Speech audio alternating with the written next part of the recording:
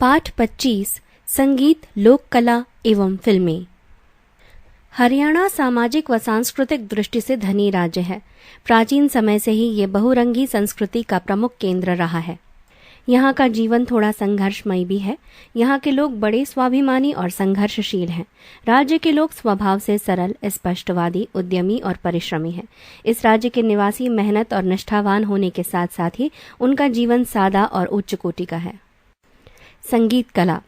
हरियाणा में संगीत की जानकारी वैदिक युग से ही प्राप्त हो पाती है। ऋषि मुनि ही संगीत के जन्मदाता और पोषक थे। वहां से 3 प्रकार के संगीतों का विकास हुआ। नंबर 1, ऋग की ऋचाएं जो 3 धुनों से मुखरित होती थीं। नंबर 2, साम के गान जो 7 नोट्स पर गाए जाते थे और अधिक विकसित स्थिति में थे। नंबर 3, गंधर्व तथा देशी संगीत। इसी युग में रागों का भी उदय हुआ। तत्कालीन साहित्य में अनेक वाद्य यंत्रों जैसे ढोल, डप, डमरू, बंधुवी, वीणा, बांसुरी, अलगोझा, मंजीरा आदि का उल्लेख मिलता है। उत्तर वैदिक काल। उत्तर वैदिक काल में यहाँ अनेक पेशेवर संगीतकार भी आए थे, जिनमें बांसुरी वादक, ढोल बजाने वाले, वीणा वादक आदि प्रमुख थे। दूसरी शताब्दी ईसा पूर्व में राज्य के पेशेवर संगीतकार दूर दूर तक जाने लगे थे। सुध से प्राप्त एक मूर्ति में कई संगीतकार बैलगाड़ी में यात्रा करते हुए दिखाए गए हैं। इस काल में यहाँ लोक संगीत भी अपनी उन्नति के शिखर पर था। रोहतक के लोक संगीतकार इतने प्रसिद्ध थे कि उज्जैन तक उनकी धाक बैठी हुई थी। ये जानकारी हमें तत्कालीन साहित्य से प्राप्त होती है।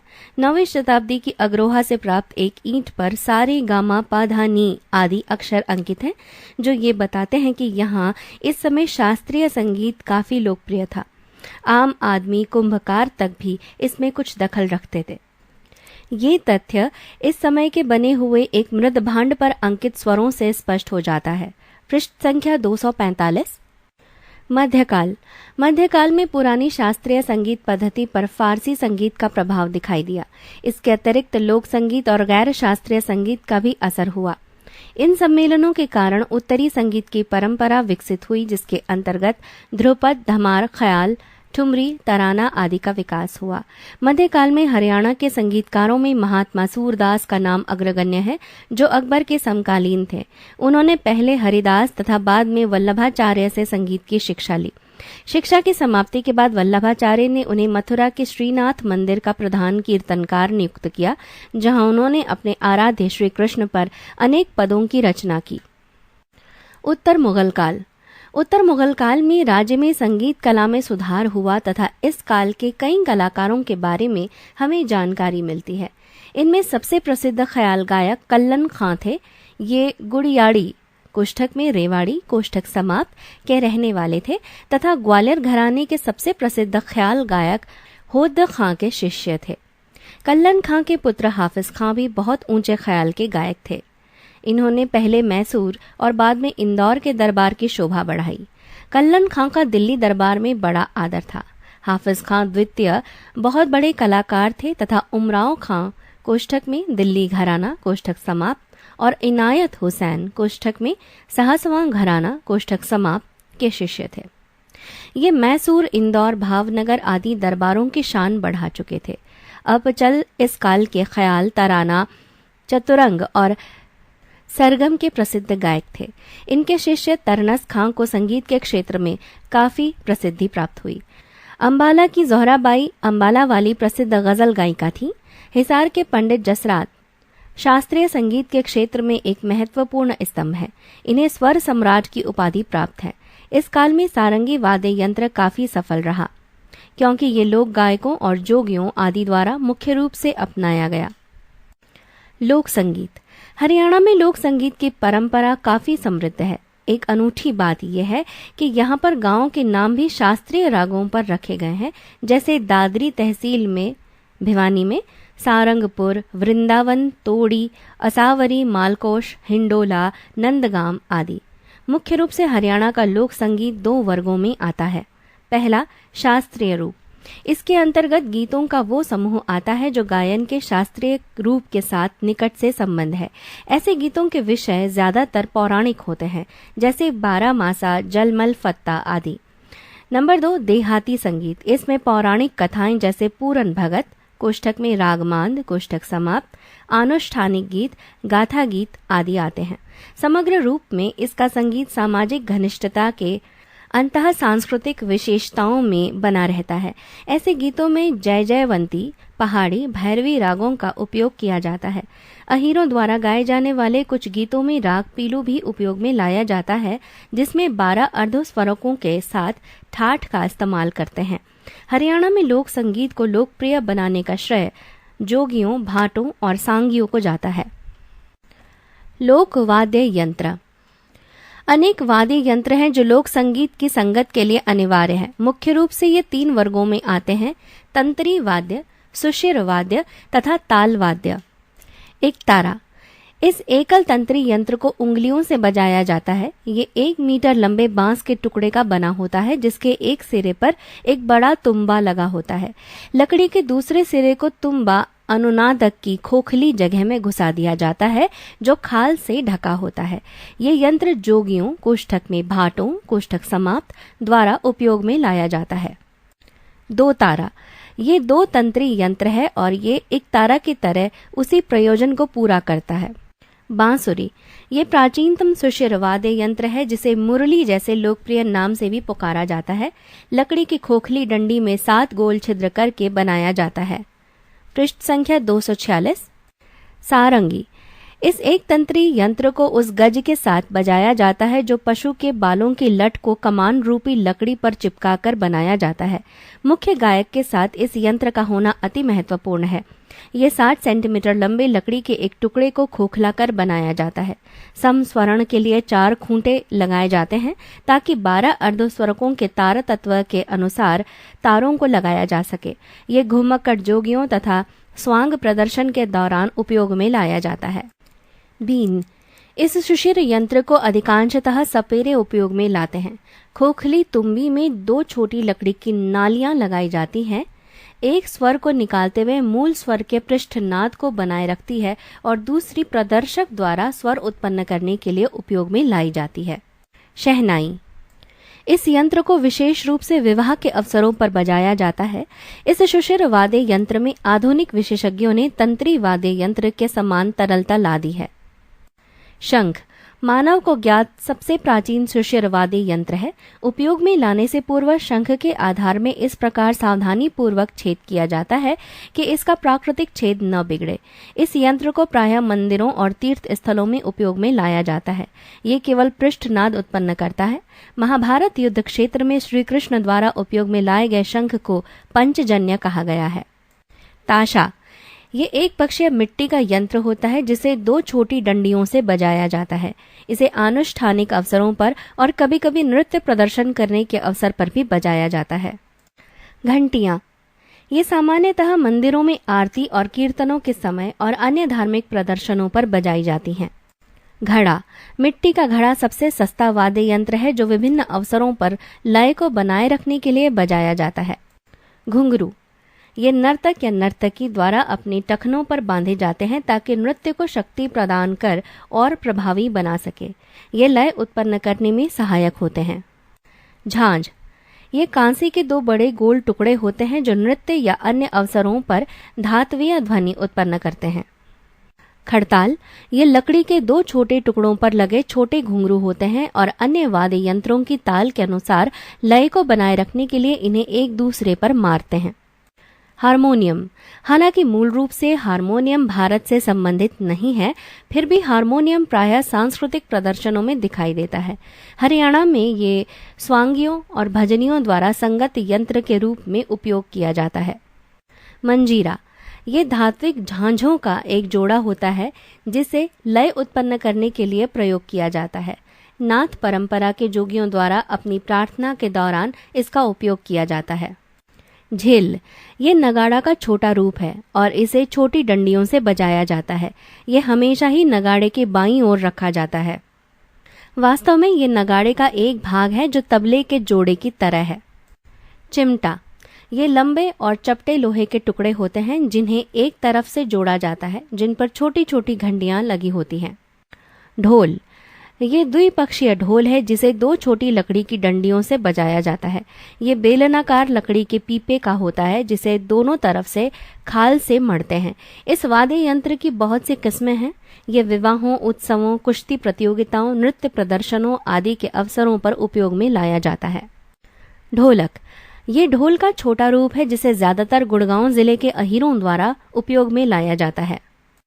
डमरू, ये बहुत छोटा ढोल होता है और इसकी आकृति रेत घड़ी जैसी होती है। ये भगवान शिव का प्रतीक है जिसके बारे में कहा जाता है कि इसे उन्होंने तांडव नृत्य के दौरान बजाया था। ये धार्मिक और अनुष्ठानिक लोक संगीत में विशेष रूप से गुगा नृत्य में उपयोग में लाया जाता है। ये जादूगरों द्वारा जादू का खेल दिखाने के समय भी उपयोग में लाया जाता है। पृष्ठ संख्या 247। डफ, ये एक पक्षीय ढोल होता है और नृत्यों के साथ विशेष रूप से धमाल नृत्य के साथ बजाया जाता है और ये महेंद्रगढ़ जिले में लोकप्रिय है। ये बनावट में बड़ा सरल होता है और इसमें केवल एक खुला गोल फ्रेम होता है जो केवल एक तरफ से खाल से मढ़ा होता है। यह हाथ से या छोटी डंडियों से बजाया जा सकता है। ये उत्सव संबंधी अवसरों पर भी बजाया जाता है। खंजरी, ये डफ की छोटी किस्म है। अंतर केवल यह है कि इसके चारों ओर घुंघरू लगे होते हैं। इसे सामान्यतः एकल नृत्य प्रदर्शनी में उपयोग में लाया जाता है। देरू, डमरू का बड़ा रूप है लेकिन ये भी वही प्रयोजन पूरा करता है। नगाड़ा या नक्कारा, ये भी एक पक्षीय ढोल है लेकिन ये बड़ा और भारी होता है और बजाते समय इसे जमीन पर रखा जाता है। ये सामंती काल का अवशेष है जब राजकीय घोषणाएं नगाड़ा बजाकर की जाती थीं। लोकगीत, हरियाणा में अनेक प्रकार के रीति रिवाजों में उनके साथ विभिन्न प्रकार के लोकगीत जुड़े हुए हैं। इन्हीं लोकगीतों के माध्यम से जनमानस अपने मन के विभिन्न भावों को प्रकट करता है। ये लोकगीत रस्म और मौसम के अनुरूप होते हैं, जैसे फागुन के महीने में मस्ती भरे गीत, बरसात में सावन गीत, कार्तिक में भजन कीर्तन आदि। इसी प्रकार जन्म, विवाह, खेती तथा अन्य संस्कारों, लगन, हल्दी आदि पर उन्हीं के अनुरूप लोकगीत गाए जाते हैं। विवाह गीत, विवाह के अवसर पर विभिन्न प्रकार के मंगल गीत गाए जाते हैं। इस अवसर पर पारिवारिक निकट संबंधों यथा जीजा साली, देवर भाभी, ननद भाभी, देवरानी जेठानी, सास बहू, समधी समधन आदि से संबंधित हास परिहास के गीत गाए जाते हैं। लड़के के विवाह पर बनड़ा व घोड़ी के गीत तथा लड़की के विवाह पर सुहाग के गीत गाए जाते हैं। बालक जन्म के गीत, परिवार में पुत्र के जन्म के अवसर पर भी विभिन्न प्रकार के गीतों को गाया जाता है। इस अवसर पर गाए जाने वाले गीतों में सोवर, जच्चा, पीलिया, बधाई, दाई व आशीष के गीत गाए जाते हैं। इन गीतों में बच्चे के बड़े होने पर अच्छे भविष्य के बारे में कल्पना की जाती है। होली के गीत, फागुन के महीने में होली से संबंधित फाग गीत गाए जाते हैं। सावन के गीत, सावन के महीने में बादल, वर्षा, झूला, खेत व तीज के गीत गाए जाते हैं। धार्मिक गीत, विभिन्न धार्मिक व पारंपरिक अवसरों तथा कार्तिक, माघ इत्यादि धार्मिक महीनों में लोक धुनों में कई भजन इत्यादि गाए जाते हैं। अन्य गीत, इन सब के अतिरिक्त हरियाणा में 12 मासा गीत, प्रेम व तकरार संबंधी गीत जिनमें नायिका के रूप तथा नायक नायिका के मिलन व विवाह का वर्णन होता है भी गाए जाते हैं। बच्चे के जन्म के समय मातृत्व की गरिमा देने वाले सोवर या सोहर और बधाई गीत गाए जाते हैं। हरियाणा में पुत्र के जन्म संस्कार के अवसर पर पीलिया लोकगीत गाया जाता है। हरियाणा में बड़ी संख्या में लोग सेना से करियर को अपनाते हैं। इससे संबंध यौधिक गीत गाए जाते हैं। पृष्ठ संख्या 248। लोक नृत्य कला, समसामयिक ऐतिहासिक स्रोतों से पता चलता है कि हरियाणा में वैदिक काल में नृत्य कला काफी उन्नत अवस्था में थी। जातकों के अनुसार बौद्ध काल में ये कला उन्नत अवस्था में थी। पुष्यभूतियों के समय नृत्य कला उन्नत ही नहीं बल्कि चरम सीमा पर पहुंच गई थी। वाण ने हर्षचरित में नृत्यकारों का विस्तृत वर्णन किया है। हर्षोत्तर काल में अराजकता के कारण इस कला में थोड़ी गिरावट आई और यही दशा आजादी के समय 1947 तक रही। स्वातंत्र्योत्तर काल में इसकी स्थिति में परिवर्तन आया। राज्य में भिन्न भिन्न अवसरों पर भिन्न भिन्न प्रकार के नृत्यों का आयोजन होता है। ये लोक नृत्य स्त्री और पुरुषों के सामूहिक और अलग अलग दोनों प्रकार के होते हैं। हरियाणा में किए जाने वाले प्रचलित लोक नृत्य इस प्रकार से हैं। धमाल नृत्य, मान्यता के अनुसार यह नृत्य महाभारत काल से चला आ रहा है। यह नृत्य पुरुषों में ही प्रचलित है। इस नृत्य में ओजस्विता एवं वीरता की झलक मिलती है। बीनों, खंजरी, खड़ताल, तुम्बे, ढोलक, बांसुरी आदि की ध्वनि ताल पर थिरकता ये नृत्य महेंद्रगढ़ और झज्जर में अधिक लोकप्रिय है। इसका आयोजन चांदनी रात में खुले मैदान में होता है। मंजीरा नृत्य। मंजीरा नृत्य मेवात में बड़े बड़े नक्कारों, डफों और मंजीरों के साथ होता है। लूर नृत्य। प्रदेश के बांगर क्षेत्र में होली के मौसम में लूर नृत्य होता है। डमरू। हरियाणा में पुरुषों द्वारा किया जाने वाला डमरू नृत्य भी बहुत प्रसिद्ध है। छठी नृत्य। छठी नृत्य का आयोजन प्रदेश में शिशु के जन्म के छठे दिन स्त्रियों द्वारा रात्रि में किया जाता है। इस समारोह के अंत में उबले चने और गेहूं बांटे जाते हैं। छड़ी नृत्य। भादो माह की नवमी के दिन गूगा पीर की पूजा के बाद इस नृत्य का आयोजन किया जाता है। यह नृत्य पुरुषों द्वारा किया जाता है। तीज का नृत्य। यह नृत्य तीज के त्योहार के अवसर पर एक विशेष स्थान पर किया जाता है। इस अवसर पर स्त्रियां सुंदर सुंदर परिधान धारण करती हैं तथा नृत्य व गायन का आयोजन करती हैं। फाग नृत्य। इस नृत्य का आयोजन प्रदेश में होली से 2 सप्ताह पूर्व किया जाता है। यह नृत्य रात्रि में स्त्रियों द्वारा किया जाता है। कहीं कहीं इसका आयोजन पुरुषों द्वारा भी किया जाता है। इस नृत्य की ये विशेषता है कि पुरुष स्त्रियों के नृत्य को नहीं देख सकता है। खोड़िया नृत्य। इस नृत्य का आयोजन घर के लड़के के विवाह के अवसर पर किया जाता है। बारात के जाने के बाद स्त्रियां नृत्य व गायन करती हैं। रास नृत्य। रास नृत्य का संबंध भगवान श्री कृष्ण की रास लीलाओं से जुड़ा हुआ है। इस नृत्य के मुख्यतः 2 प्रकार माने गए हैं। पहला तांडव, ये पुरुष प्रधान नृत्य है। दूसरा लास्य, ये स्त्री प्रधान नृत्य है। यह नृत्य राज्य के होडल, पलवल तथा बल्लभगढ़ आदि इलाकों में बेहद प्रसिद्ध है। डफ नृत्य। यह नृत्य श्रृंगार तथा वीर रस प्रधान होते हुए ढोल नृत्य के नाम से भी जाना जाता है। इस नृत्य को वसंत ऋतु के आगमन पर किया जाता है। डफ नृत्य पहली बार वर्ष 1969 में गणतंत्र दिवस समारोह में प्रस्तुत किया गया था। पृष्ठ संख्या 249। रसिया नृत्य। इस नृत्य का संबंध ब्रज की श्री कृष्ण लीलाओं से है, इसलिए इस नृत्य का संबंध राज्य में लगते ब्रज क्षेत्र पलवल, होडल, बल्लभगढ़ आदि से है। इस नृत्य में 3 नक्कारों, झांझ, थाली, ढोलक आदि वाद्य यंत्रों का प्रयोग किया जाता है। बीन बांसुरी नृत्य। बीन बांसुरी का नृत्य पूरे हरियाणा प्रदेश में एक विशेष वाद्य नृत्य है। इसके तहत घड़े पर रबड़ बांधकर ताल व थापों का सहारा लिया जाता है और बीन बांसुरी पर प्रदेश के कोई भी प्रचलित लोकगीत की धुन निकाली जाती है। यह नृत्य विशेष रूप से बांगर क्षेत्र में किया जाता है। घोड़ी नृत्य। घोड़ी नृत्य का आयोजन प्रमुख रूप से शादी के अवसरों पर किया जाता है। यह व्यावसायिक आधार पर भी किया जाता है। इस नृत्य में गत्ते और रंगीन कागज के बनाए हुए घोड़े का मुखौटा प्रयोग करते हैं। रतवाई नृत्य। यह राज्य के मेवाती क्षेत्र का सुप्रसिद्ध नृत्य है। वर्षा ऋतु में स्त्री पुरुषों द्वारा सामूहिक रूप से किया जाने वाला यह नृत्य है। यह नृत्य गुड़गांव के नूह व फिरोजपुर झिरका के क्षेत्रों में अधिक लोकप्रिय है। खेड़ा या खेड़ा नृत्य। यह नृत्य खुशी की जगह गम में किया जाता है। यह परिवार में बुजुर्ग की मृत्यु के समय किया जाने वाला नृत्य है। खेड़ा नृत्य जींद, नरवाना, कैथल, करनाल आदि बांगर के क्षेत्रों में बेहद प्रचलित है। गणगौर प्रजा नृत्य। यह हिसार में बेहद प्रचलित नृत्य है। गूगा नृत्य। गूगा नृत्य भाद्रपद मास में गूगा नवमी के पर्व पर गूगा पीर के भक्त गूगा छड़ी के चारों तरफ बड़ी श्रद्धा के साथ सारंगी व गेरू की ताल पर करते हैं। एक लंबे बांस पर मोर पंख बांधकर और रंगीन धागे व कपड़े लपेटकर गूगा भक्त अपनी गूगा छड़ी तैयार करते हैं और उसे घर घर घुमाते हैं और गलियों में नृत्य करते चलते हैं। हिसार जिले में गूगा मेडी के स्थान पर गूगा के विशाल मेले भरते हैं, जहां भक्त गूगा नृत्य करते हैं। काफी भक्त तो भक्तिवश जंजीरों से स्वयं को पीटते हैं। सांग नृत्य। सांग नृत्य सांगों के द्वारा दर्शकों का मनोरंजन करने के लिए सांग कलाकारों द्वारा किया जाता है।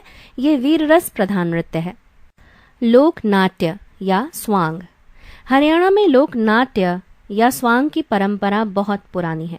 प्रारंभ में नाटकों का मंचन खुले में होता था, जिसमें दर्शक चारों ओर बैठ जाते थे। संगीत, नृत्य, कविता और वाक के सम्मिश्रण को नाट्य कहा जाता है। हिंदू मिथक के अनुसार ब्रह्मा ने नाट्य विद्या का सृजन किया। प्रथम संस्कृत नाटक इंद्र की ध्वजा के उत्सव से प्रकट हुआ था, जिसमें दानवों के ऊपर देवताओं की विजय को मनाया गया था। हरियाणा का स्वांग पुरानी परंपरा का अनुसरण करता है। प्रदर्शन की अत्यधिक लोकप्रिय किस्म खुला मंच तकनीक पर आधारित है। ये 20 से 30 कलाकारों की सर्वपुरुष सांस्कृतिक मंडली होती है, जिसमें निर्देशक, निर्माता, संगीतज्ञ और कलाकार शामिल होते हैं। लिंग के पृथक्करण के कारण महिलाओं की भूमिका भी पुरुष कलाकारों द्वारा निभाई जाती है। स्वांग के प्रारंभ का संबंध किशन लाल भट्ट से बताया जाता है, जिसने लगभग 200 वर्ष पहले लोक रंगमंच की वर्तमान शैली की नींव रखी थी। हरियाणा में सर्वाधिक प्रख्यात नाम दीपचंद बहमन का है, जो सोनीपत के गांव शेरी खादा का रहने वाला था। उसे हरियाणा का शेक्सपियर तथा हरियाणा का कालिदास कहा जाता है। उसने अली बख्श की शैली का परिमार्जन कर इस लोक कला को नया रूप प्रदान किया। उस समय के स्वांग के 2 वर्ग थे, कीर्तन शैली और नौटंकी शैली। दीपचंद के बाद हरियाणा में दूसरा प्रख्यात नाम जनत्ती कला सोनीपत के पंडित लक्ष्मी चंद का है। उन्होंने गायन की रागिनी शैली में सुधार किया। एक विशिष्ट प्रारंभिक अगवा रेवाड़ी का अली बख्श था, जिसने सफलतापूर्वक फसनाई आजाद और पद्मावत का मंचन किया। पृष्ठ संख्या 250। संगीत और गीत के लिए प्रारंभिक स्वांग ने ख्यालों और चंबोलों का सहारा लिया। दीपचंद के प्रतिभावान शिष्यों में गोलर रोहतक से के हरदेव स्वामी ने निपुणता से अपने गुरु की चंबोला शैली में परिष्कार किया तथा हरियाणवी रागिनी लोकगीत में कुछ सुधार किए। स्वांग मंचन के लिए आधुनिक नाट्य प्रदर्शनी की भांति व्यापक व्यवस्था की आवश्यकता नहीं होती। इसके लिए न तो पर्दों की और न ही श्रृंगार के लिए सज्जागृह की आवश्यकता होती है। इसके लिए केवल लगभग 3 मीटर वर्गाकार लकड़ी के मंच की आवश्यकता होती है। शेष कलाकारों के कौशल और ओजस्विता का प्रदर्शन होता है, जो 6-6 घंटे तक प्रदर्शन करते हैं। वे लाउड स्पीकर का उपयोग नहीं करते। प्रदर्शन से लगभग 1 घंटा पूर्व वादक दल के संगीतकार उपयुक्त वातावरण तैयार करना शुरू कर देते हैं। नाटक के बाद में संक्षिप्त सूचना देने के बाद प्रदर्शन शुरू होता है। इससे पूर्व ज्ञान की देवी की स्तुति प्रस्तुत की जाती है। हरियाणा के प्रमुख स्वांग किशन लाल भट्ट, मेरठ निवासी श्री भट्ट प्रथम स्वांगी माने जाते हैं। बंसी लाल प्रमुख स्वांग, गुरु गुगा, राजा गोपीचंद, राजा नल, सरवरनीर, ध्रुव भक्त।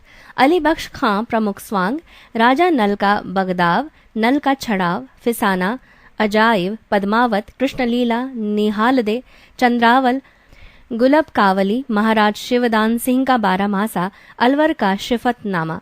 बालक राम प्रमुख स्वांग, पूरण भक्त, राजा गोपीचंद, शीलांदे, कुंजड़ी तथा रामायण। कृष्ण गोस्वामी प्रमुख स्वांग, दिलावर, बुधामल, बिष्णु व गुलब कावली। गोवर्धन सारस्वत प्रमुख स्वांग, महाभारत, कृष्णलीला, जसवंत सिंह, दुल्ले। पंडित शंकर लाल प्रमुख स्वांग, पद्मिनी, भूरा बादल, मोरहा ध्वज, प्रहलाद। अहमद बख्श प्रमुख स्वांग, रामायण, जयमल, पत्ता, गुग्गा, चौहान, सोरठ, चंद्रकिरण, नवलदे और कंस लीला। पंडित नेतराम और रामलाल प्रमुख स्वांग, सीला सेठानी, गोपीचंद, शीला व पूरण भक्त। दीपचंद प्रमुख स्वांग, सोरठ, शरणदे, राजा भोज, नल दमयंती, गोपीचंद, महाराजू, हरिश्चंद्र, उत्तानपाद, ज्ञानी चोर। समरूप चंद, शरणदे, रतन सेन, पद्मावत, महाभारत, वन पर्व, चीर पर्व, उत्तानपाद, ज्ञानी चोर एवं जमाल गबरू। हरदेव, हीर रांझा, ज्ञानी चोर, चंद्र किरण रहे। बाजे भगत, चंद्र किरण, जमाल और ज्ञानी चोर रहे।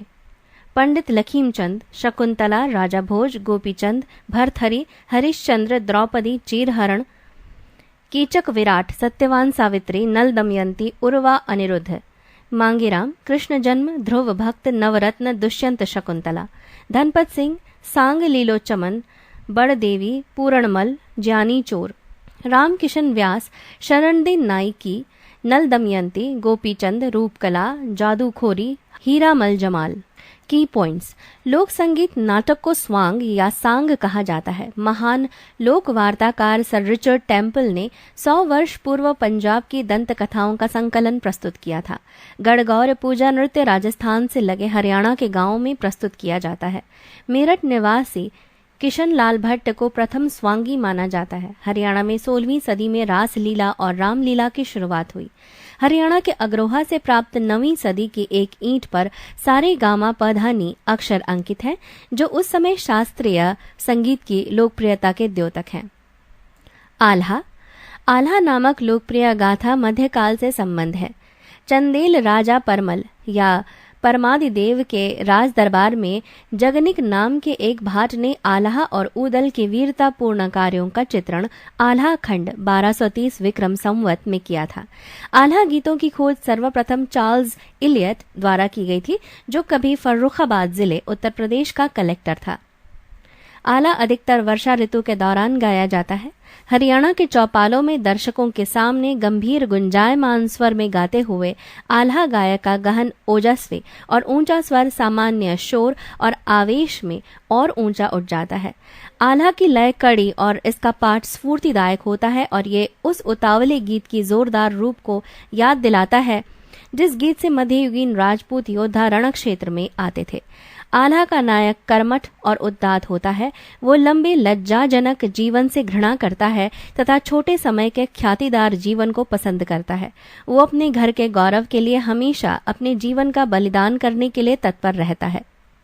पृष्ठ संख्या 251। हरियाणवी फिल्म। हरियाणवी भाषा की पहली फिल्म हरफूल सिंह जाट जुलाड़ी थी। वर्ष 1970 में इसका निर्देशन आनंद ने किया था। वर्ष 1974 में अनूप सिंह निर्देशित फिल्म बीरा शेरा थी। इसी वर्ष वीर घटोत्कच फिल्म प्रदर्शित हुई थी। प्रथम सफल हरियाणवी फिल्म बहुरानी थी, जो वर्ष 1983 में प्रदर्शित हुई। राकेश बेदी और सुमित्रा ने इसमें अभिनय किया था। लेखक देवीशंकर प्रभाकर थे। सर्वाधिक हरियाणवी फिल्म बनाने वाले निर्देशक जयंत प्रभाकर हैं। सर्वाधिक हरियाणवी फिल्मों के निर्माता देवीशंकर प्रभाकर हैं। हरियाणवी फिल्मों के सुपरहिट अभिनेता जगत जाखड़ है। प्रभाकर फिल्म बैनर ने चंद्रावल के बाद लाडो बसंती, फूल बदन आदि फिल्मों का निर्माण किया। अन्य प्रमुख हरियाणवी फिल्में हैं सपने का जिक्र, छोरा हरियाणा का, भंवर चमेली, छोरी सुपेले की, पनघट चंद्रकांता, झनकार कंगना, पिंगला भरतरी, धन पराया, नौटंकी, छैल छबीली, जाट, घूंघट की फटकार, खानदानी सरपंच, चांद चकोरी, लाडो, पिया इत्यादि। चंद्रावल।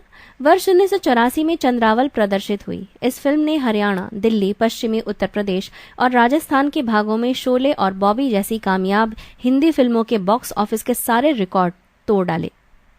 फिल्म की पूरी लागत गगन सिनेमा फरीदाबाद से ही वसूल हो गई, जहां इस फिल्म ने रजत जयंती मनाई थी। अभिनय जगत जाखड़ और उषा शर्मा ने तथा लेखन देवी शंकर प्रभाकर ने किया था। बॉलीवुड में प्रमुख हरियाणवी फिल्मी हस्तियां: सुनील दत्त। श्रेय अभिनय, जन्मस्थान जिला यमुनानगर। मनोज कुमार। श्रेय अभिनय, निर्देशन, निर्माण, जन्मस्थान जिला रोहतक, झज्जर। सतीश कौशिक। श्रेय अभिनय, निर्देशन, लेखन, जन्मस्थान जिला गुड़गांव। सोनू निगम। श्रेय गायन, अभिनय, जन्मस्थान फरीदाबाद। शशि रंजन। श्रेय अभिनय, निर्देशन, निर्माण, जन्मस्थान भिवानी। राज तिलक। श्रेय अभिनय, निर्माण, जन्मस्थान पानीपत।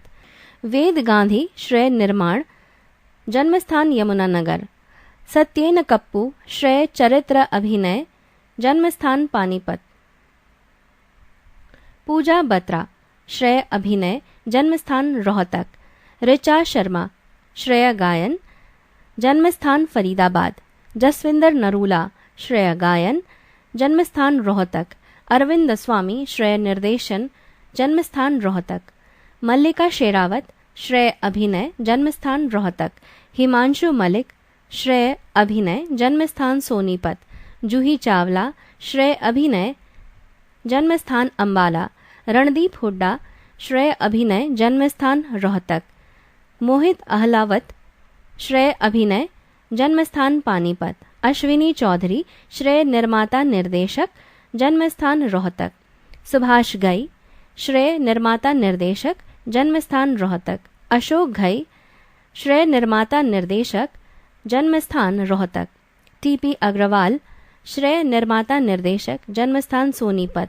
केपी कौशिक। श्रेय संगीतकार, जन्मस्थान रोहतक। पृष्ठ संख्या 252। Self check. प्रश्न 1, निम्न में से कौन सा कथन गलत है? ए, हरियाणा में उत्तर वैदिक काल में पेशेवर संगीतकारों का प्रादुर्भाव हुआ। बी सुध से प्राप्त एक मूर्ति में संगीतकार बैलगाड़ी पर यात्रा करते हुए दिखाए गए हैं। सी रोहतक के लोक संगीतकारों की उज्जैन तक धाक थी। डी आम आदमी का संगीत में कोई दखल नहीं था। उत्तर है डी आम आदमी का संगीत में कोई दखल नहीं था, कथन गलत है। प्रश्न 2, सुमेलित कीजिए सूची 1 को सूची 2 से। सूची 1 ए पंडित जसराज, बी ज़ोहराबाई, सी कल्लन खां। सूची 2 number 1 Ambala, number 2 Rewari, number 3 Hisar. 4 कूट दिए गए हैं A B C D. B वाला कूट सही है इस प्रकार से। सूची 1 ए पंडित जसराज का सही मिलान है। सूची 2 नंबर 3 हिसार से। सूची 1 बी ज़ोहराबाई का सही मिलान है। सूची 2 नंबर 1 अम्बाला से। सूची 1 सी कल्लन खां का सही मिलान है। सूची 2 नंबर 2 रेवाड़ी से। प्रश्न 3, कहां से प्राप्त एक ईंट पर सारे गामा पधा नी अक्षर अंकित है? Option A Sudh, option B Agroha, option C Sahaswan, option D Gudiyadi. उत्तर है ऑप्शन बी अग्रोहा। प्रश्न 4, निम्न कथनों पर विचार कीजिए। कथन 1, शिक्षा समाप्ति के बाद वल्लभाचार्य ने सूरदास को मथुरा के श्रीनाथ मंदिर का प्रधान कीर्तनकार बनाया। कथन 2, मुगल काल में हरियाणा की संगीत कला में गिरावट आई। कथन 3, होद्दू खां ग्वालियर घराने के सबसे प्रसिद्ध ख्याल गायक थे। उपरोक्त कथनों में से कौन सा या कौन से सही हैं? ऑप्शन ए पहला, दूसरा और तीसरा कथन, ऑप्शन बी पहला और दूसरा कथन, ऑप्शन सी दूसरा और तीसरा कथन, ऑप्शन डी पहला और तीसरा कथन। उत्तर है ऑप्शन डी पहला और तीसरा कथन सही है। प्रश्न संख्या 5, कल्लन खां किसके शिष्य थे? ए हाफिज खां, बी उमराव खां, सी होद्दू खां, डी इनायत खां। उत्तर है सी होद्दू खां। प्रश्न 6, हाफिज खां द्वितीय किसके शिष्य थे? ए होद्दू खां, बी हाफिज खां, सी पंडित जसराज, डी इनायत खां। उत्तर है डी इनायत खां। 7वां प्रश्न, कौन से कलाकार दिल्ली घराने से संबंध थे? ए इनायत हुसैन, बी उमराव खां, सी हाफिज खां, डी कल्लन खां। उत्तर है बी उमराव खां। 8वां प्रश्न, अचपल संगीत के किस विद्या से संबंध थे? ए ख्याल, बी तराना, सी सरगम, डी ये सभी। उत्तर है डी ये सभी। 9वां प्रश्न, तनरस खां किसके शिष्य थे? ए अचपल, बी ज़ोहराबाई, सी पंडित जसराज, डी इनायत हुसैन। उत्तर है ए अचपल। 10वां प्रश्न, निम्न में से किसे स्वर सम्राट की उपाधि प्राप्त हुई है? ए ज़ोहराबाई, बी कल्लन खां, सी पंडित जसराज, डी होद्दू खां। उत्तर है ऑप्शन सी पंडित जसराज। 11वां प्रश्न, इनायत हुसैन किस घराने से संबंध थे? ए सहसवां घराना, बी दिल्ली घराना, सी गुड़ियाड़ी घराना, डी रोहतक घराना। उत्तर है ए सहसवां घराना। 12वां प्रश्न, मध्यकाल में उत्तरी संगीत की परंपरा फली फूली जिसके अंतर्गत किस विद्या का वजूद कायम हुआ? ए ध्रुपद, बी ख्याल, सी ठुमरी, डी ये सभी। उत्तर है डी ये सभी। 13वां प्रश्न, सूरदास ने किससे संगीत की शिक्षा ली? ए हरिदास, बी वल्लभाचार्य, सी ए और बी ऑप्शन दोनों, डी इनमें से कोई नहीं। उत्तर है सी ए और बी दोनों ऑप्शन सही हैं। 14वां प्रश्न, हरियाणा की ज़ोहराबाई ने किस विद्या में ख्याति प्राप्त की? ए ख्याल, बी गजल, सी ठुमरी, डी तराना। उत्तर है बी गजल। 15वां प्रश्न, निम्न में से किस वाद्य यंत्र को जोगियों ने प्रसिद्धि प्राप्त करवाई? ए शहनाई, बी हारमोनियम, सी सारंगी, डी इकतारा। उत्तर है सी सारंगी। 16वां प्रश्न, बालक के जन्म के अवसर पर गाया जाता है? ए सोवर, बी बधाई, सी दाई, डी ये सभी। उत्तर है डी ये सभी। 17वां प्रश्न, बनड़ा किस प्रकार का गीत है?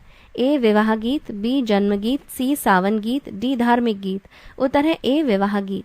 18वां प्रश्न, निम्न में से कौन सा कथन असत्य है? ए घोड़ी गीत लड़के के विवाह के समय पर गाया जाता है, बी सुहाग गीत लड़की के विवाह के अवसर पर गाया जाता है, सी खेत सावन के गीत है, डी तीज धार्मिक गीत है। उत्तर है डी तीज धार्मिक गीत है, कथन गलत है। पृष्ठ संख्या 253। 19वां प्रश्न, सुमेलित कीजिए सूची 1 को सूची 2 से। सूची 1 ए धार्मिक गीत, बी सावन गीत, सी जन्म गीत। सूची 2 नंबर 1 तीज, नंबर 2 आशीष, नंबर 3 माघ गीत। 4 ऑप्शंस दिए हैं ए बी सी डी। ए वाला ऑप्शन सही है इस प्रकार से। सूची 1 ए धार्मिक गीत का सही मिलान है सूची 2 नंबर 3 माघ गीत से। सूची 1 बी सावन गीत का सही मिलान है सूची 2 नंबर 1 तीज से।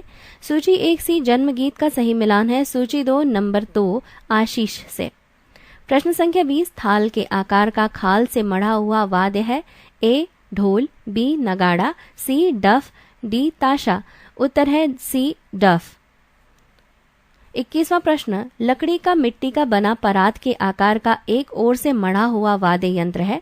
ए झिल, बी ताशा, सी डुरु, डी खंजरी। उत्तर है बी ताशा। 22वां प्रश्न, डमरू का एक बड़ा रूप है। ए डुरु, बी झिल, सी घड़ा, डी खंजरी। उत्तर है ए डुरु। 23वां प्रश्न, इनमें से मुंह से फूंक मारकर बजाया जाने वाला वाद्य यंत्र नहीं है। ए डुरु, बी बीन, सी शहनाई, डी बांसुरी। उत्तर है ए डुरु। 24वां प्रश्न, कौन सा नृत्य लड़के के विवाह के अवसर पर स्त्रियों द्वारा बारात जाने के बाद किया जाता है। ए डमरू नृत्य, बी खोड़िया नृत्य, सी छठी नृत्य, डी धमाल नृत्य। उत्तर है बी खोड़िया नृत्य। 25वां प्रश्न, महाभारत काल से चला आ रहा नृत्य है। ए धमाल नृत्य, बी मंजीरा नृत्य, सी झूमर नृत्य, डी फाग नृत्य। उत्तर है ए धमाल नृत्य। प्रश्न 26, निम्न में से कौन सा नृत्य पुरुषों द्वारा भाद्रपद की नवमी को गोगा पीर की पूजा के अवसर पर आयोजित किया जाता है। ए घोड़ा बाजा नृत्य, बी फाग नृत्य, सी छड़ी नृत्य, डी मंजीरा नृत्य। उत्तर है सी छड़ी नृत्य। 27वां प्रश्न, किस नृत्य में थाली और ढोलक बजाया जाता है। ए मंजीरा नृत्य, बी धमाल नृत्य, सी तीज नृत्य, डी झूमर नृत्य। उत्तर है डी झूमर नृत्य। 28वां प्रश्न, पलवल, होडल, बल्लभगढ़ जिलों से संबंध नृत्य है। ए रसिया नृत्य, बी रतवाई नृत्य, सी गुगा नृत्य, डी सांग नृत्य। उत्तर है ए रसिया नृत्य। 29वां प्रश्न, जींद, नरवाना, कैथल, नरनाल आदि बांगर के क्षेत्रों में बेहद प्रचलित नृत्य है। ए गणगौर नृत्य, बी खेड़ा या खेड्डा नृत्य, सी रतवाई नृत्य, डी गुगा नृत्य। उत्तर है बी खेड़ा या खेड्डा नृत्य। प्रश्न 30, परिवार में बुजुर्ग की मृत्यु के समय किया जाने वाला नृत्य है। ए खेड़ा नृत्य, बी रतवाई नृत्य, सी गुगा नृत्य, डी लूर नृत्य। उत्तर है ए खेड़ा नृत्य। 31वां प्रश्न, सुमेलित कीजिए सूची 1 को सूची 2 से। सूची 1, ए मंजीरा नृत्य, बी लूर नृत्य, सी गणगौर नृत्य, डी रास नृत्य। सूची 2, नंबर 1 मेवात, नंबर 2 बांगर क्षेत्र, number 3 Hisar, number 4 Ballabhgarh. 4 options हैं ए बी सी डी। सी वाला ऑप्शन सही है इस प्रकार से। सूची 1, ए मंजीरा नृत्य का सही मिलान है सूची 2 नंबर 1 मेवात से। सूची 1, बी लूर नृत्य का सही मिलान है सूची 2 से बांगर क्षेत्र। सूची 1, सी गणगौर नृत्य का सही मिलान है सूची 2 से नंबर 3 हिसार। सूची 1, डी रास नृत्य का सही मिलान है सूची 2 से नंबर 4 बल्लभगढ़। 32वां प्रश्न, निम्न में से कौन सा कथन गलत है। ए रतवाई नृत्य मेवाती क्षेत्र का सुप्रसिद्ध नृत्य है। बी खेड़ा नृत्य गम दुख में किया जाता है। सी सांग नृत्य श्रृंगार प्रधान नृत्य है। डी घोड़ी नृत्य का आयोजन शादी के अवसर पर किया जाता है। उत्तर है सी सांग नृत्य श्रृंगार प्रधान नृत्य है, कथन गलत है। 33वां प्रश्न, गुड़गांव के नूह तथा फिरोजपुर झिरका क्षेत्रों में लोकप्रिय नृत्य है। ए रतवाई नृत्य, बी लूर नृत्य, सी गुगा नृत्य, डी डफ नृत्य। उत्तर है ए रतवाई नृत्य। 34वां प्रश्न, इनमें से कौन सा नृत्य वीर रस प्रधान है। ए सांग नृत्य, बी डफ नृत्य, सी ए और बी दोनों ऑप्शन सही हैं, डी इनमें से कोई नहीं। उत्तर है सी ए और बी दोनों ऑप्शन सही हैं। 35वां प्रश्न, किस नृत्य में भक्त स्वयं को जंजीरों से पीटते हैं। ए गणगौर नृत्य, बी छड़े नृत्य, सी गुगा नृत्य, डी सांग नृत्य। उत्तर है सी गुगा नृत्य। पृष्ठ संख्या 254। 36वां प्रश्न, निम्न स्वांगियों को उनके सांग या स्वांग के साथ सुमेलित कीजिए। सूची 1, ए पंडित शंकर लाल, बी अहमद बख्श, सी हरदेव, डी मांगेराम। सूची 2, नंबर 1 जयमल पत्ता, नंबर 2 भूरा बादल, नंबर 3 कृष्ण जन्म, नंबर 4 हीर रांझा। 4 ऑप्शंस हैं ए बी सी डी। ए वाला ऑप्शन सही है इस प्रकार से। सूची 1, ए पंडित शंकर लाल का सही मिलान है सूची 2 नंबर 2 भूरा बादल से। सूची 1 बी अहमद बख्श का सही मिलान है सूची 2 नंबर 1 जयमल पत्ता से। सूची 1 सी हरदेव का सही मिलान है सूची 2 नंबर 4 हीर रांझा से। सूची 1 डी मांगेराम का सही मिलान है सूची 2 नंबर 3 कृष्ण जन्म से। 37वां प्रश्न, ध्रुव भक्त किसका स्वांग है। ए धनपत सिंह, बी राम किशन व्यास, सी बंसीलाल, डी बाजे भगत। उत्तर है सी बंसीलाल। 38वां प्रश्न, द्रौपदी चीरहरण किस स्वांगी का स्वांग है। ए बालक राम, बी पंडित लखीमचंद, सी दीपचंद, डी समरूप चंद। उत्तर है ऑप्शन बी पंडित लखीमचंद। 39वां प्रश्न, नल दमयंती और राजा भोज किसके स्वांग हैं। ए गोवर्धन सारस्वत, बी बालक राम, सी हरदेव, डी दीपचंद। उत्तर है डी दीपचंद।